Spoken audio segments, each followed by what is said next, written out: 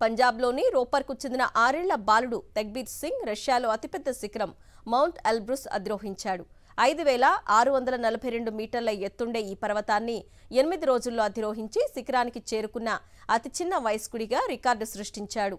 పంజాబ్ రూప్ Nagar Shivalik public స్కూల్లో తెగ్బీర్ 2వ తరగతి చదువుతున్నాడు.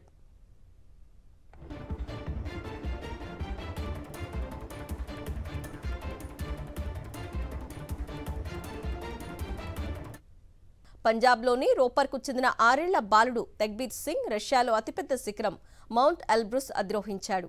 5,642 మీటర్ల ఎత్తుండే ఈ పర్వతాన్ని 8 రోజుల్లో అధిరోహించి శిఖరానికి చేరుకున్న అతి చిన్న వయస్కుడిగా రికార్డు సృష్టించాడు. పంజాబ్ రూప్ నగర్ శివాలిక్ పబ్లిక్ స్కూల్లో తెగ్బీర్ 2వ తరగతి చదువుతున్నాడు.